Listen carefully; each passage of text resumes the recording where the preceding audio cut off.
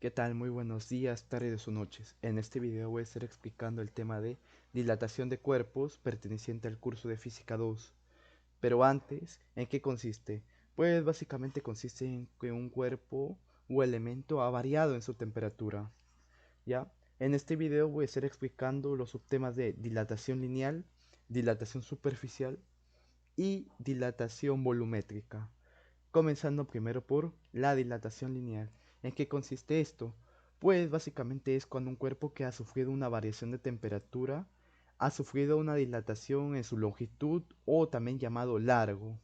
Aquí he hecho un ejemplo gráfico que vería, aquí hay dos barritas de color blanco, ¿ya? Una que dice LO y otra que dice LF.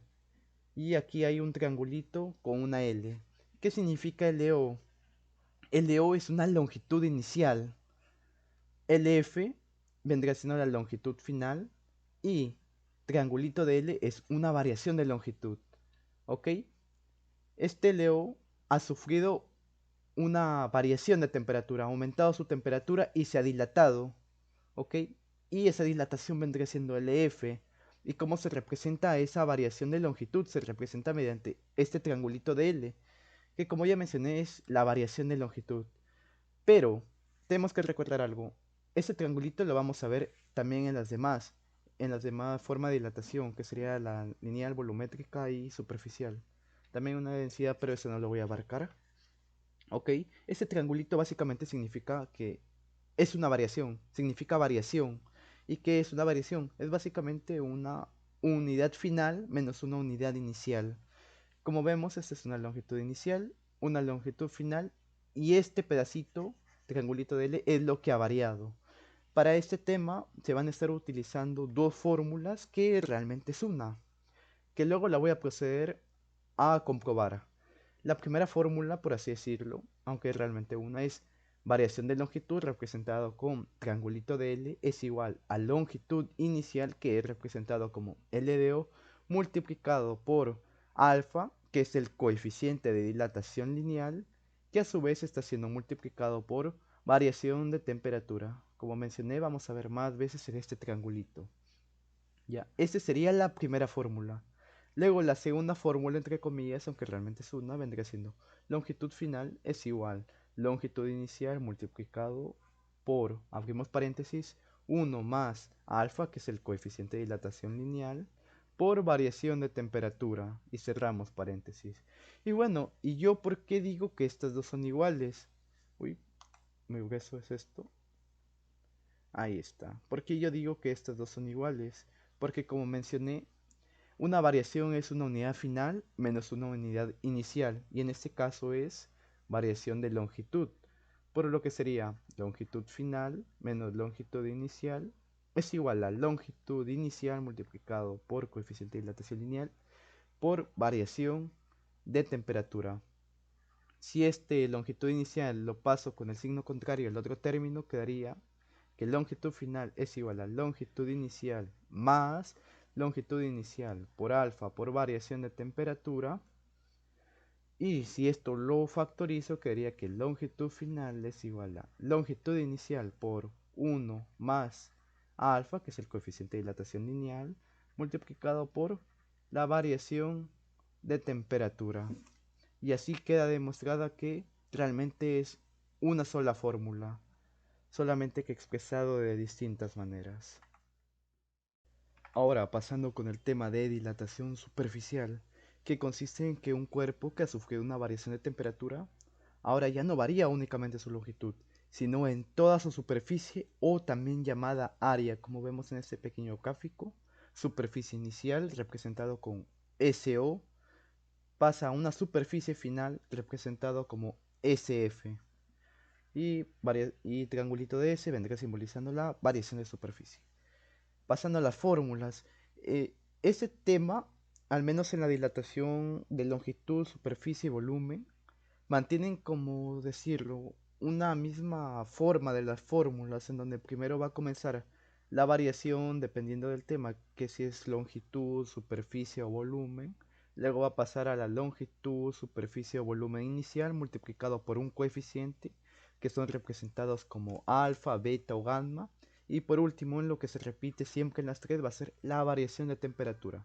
Pero continuando con la dilatación superficial, la fórmula es variación de superficie va a ser igual a superficie inicial por beta, que es el coeficiente de dilatación superficial, multiplicado por variación de temperatura. Y la otra fórmula, que realmente es una, esto pasa igual que en la dilatación longitudinal y que va a pasar igual en la dilatación volumétrica, en la cual la superficie final vendrá siendo igual a superficie inicial multiplicado por, abrimos paréntesis, 1 más beta, que vendría siendo coeficiente de dilatación superficial multiplicado por variación de temperatura, cerramos paréntesis. Y lo puedo volver a demostrar como el anterior. Como mencioné, el triangulito significa una variación, que vendría, y eso vendría siendo una unidad final menos una unidad inicial, que sería básicamente superficie final menos superficie inicial.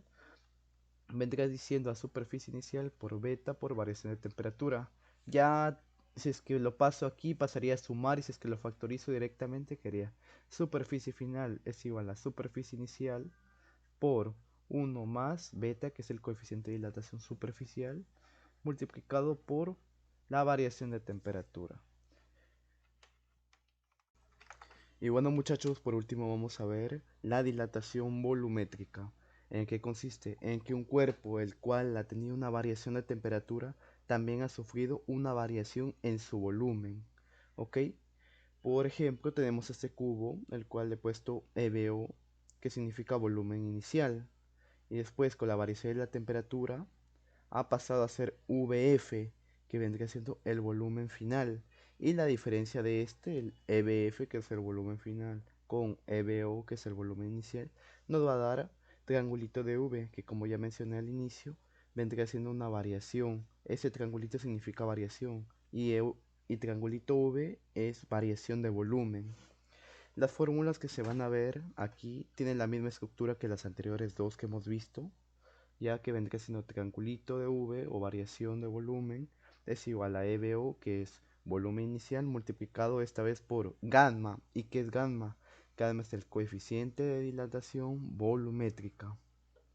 Y también multiplicado por la variación de temperatura. Y después, como ya he mencionado, realmente es una fórmula, pero hay dos maneras de expresarlo.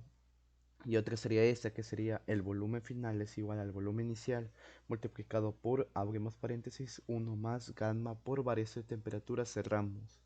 Como ya lo he hecho en las anteriores dos, también lo voy a demostrar aquí. Una variación es una unidad final menos una unidad inicial. En este caso, volumen final menos volumen inicial es igual a volumen inicial por gamma por variación de temperatura. Ya cuando lo paso y lo factorizo, quedaría que volumen final es igual a volumen inicial por 1 más gamma, que es el coeficiente de dilatación volumétrica, multiplicado por variación de temperatura. Y con el tema de dilatación volumétrica, esto ha sido todo. Ahora vamos a pasar a ver unos cuantos datos puntuales para este capítulo de física. Y bueno, vamos a pasar a los datos puntuales, comenzando por ese primer punto que vendrían siendo las equivalencias, siendo que el coeficiente de dilatación superficial vendría siendo igual a 2 veces el coeficiente de dilatación lineal, y a su vez el coeficiente de dilatación volumétrica vendría siendo igual a 3 veces el coeficiente de dilatación lineal representado como alfa y el coeficiente de dilatación volumétrica representada como gamma. En el segundo punto es que este capítulo de la física se va a usar única y exclusivamente para sólidos, pero habiendo una excepción en el caso de la dilatación volumétrica, que también puede ser aplicado a los líquidos, ¿ya? Y por el penúltimo dato, que vendría siendo que alfa, beta y gamma, que serían coeficiente de dilatación lineal, superficial y volumétrica respectivamente, se van a expresar en grados Celsius a la -1 o 1 sobre grados Celsius. Y el último punto, que no le escribí, vendría siendo de que en este capítulo no se estudian gases. Estudian, estudian, estudian. No se estudian gases. Y bueno, esto ha sido todo por este video. Espero que se haya entendido. Muchas gracias y adiós.